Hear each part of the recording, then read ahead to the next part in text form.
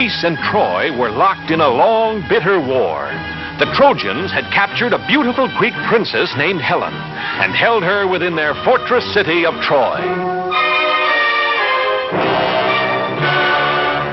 It did not seem possible that any man could break into the fortress city of Troy. For days, weeks, months, the Greek soldiers from their camp on a beach near the city assaulted the walls of Troy, but they were always beaten back.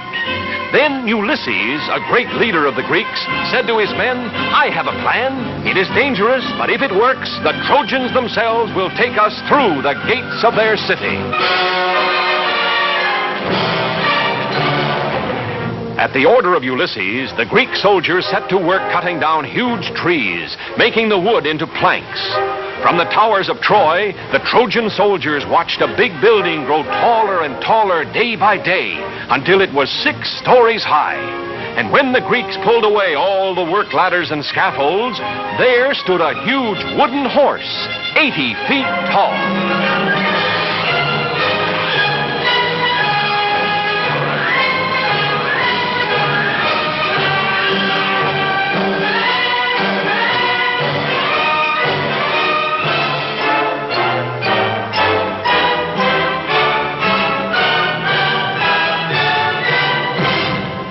All along the towering walls of Troy, the soldiers and the people gathered to look out across the plain at the great wooden horse. They wondered what it was for, what it meant.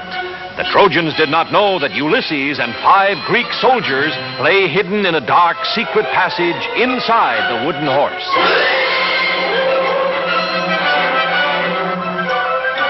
All through the night, fire blazed brightly on the beach. The Greeks were burning their tents just as if they were giving up their camp and sailing back home. When morning came, not a Greek ship or soldier remained.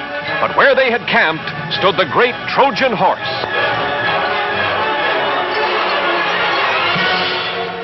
The Trojan people poured out of the city to the beach so they could look more closely at the victory over the Greeks. The Princess Cassandra, daughter of the king of the Trojans, warned her people of this Greek gift, but no one would listen. The Trojans decided to pull the great horse inside the walls, into the city of Troy itself.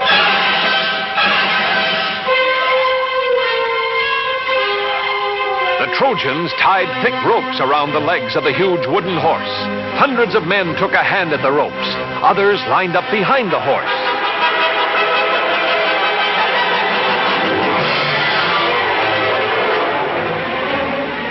Whooping and hollering, laughing at the Greeks who had never been able to scale the towering walls of Troy, the Trojans tugged and pushed and pulled the huge wooden horse slowly from the beach, over the plains, and through the gates of Troy.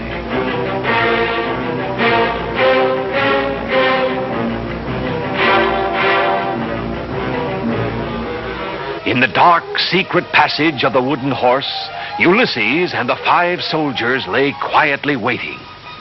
They could feel the horse being moved. What the Trojans had decided to do, neither Ulysses nor his soldiers knew. Suddenly, after a whole day and half a night, the Trojan horse moved no more. An hour passed. Still the horse did not move. Ulysses gave a signal. The soldiers felt their way silently down the dark, secret passage, following Ulysses.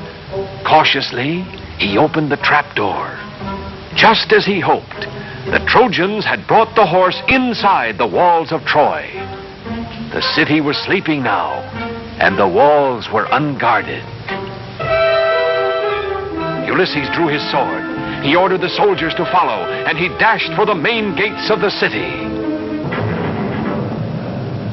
The Greek soldiers quickly tied the sleeping Trojan guards, while Ulysses scampered up the sentry tower. Holding a torch high above his head, he signaled to the Greek army, which had turned around and sailed back to the beach during the night.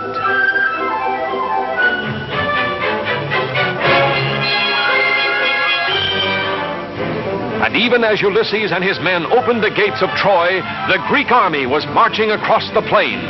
Caught completely by surprise, the Trojans were easily defeated by the Greek soldiers, who found their beautiful princess and took her back safely to Greece. And brave Ulysses was named the greatest of the Greek heroes.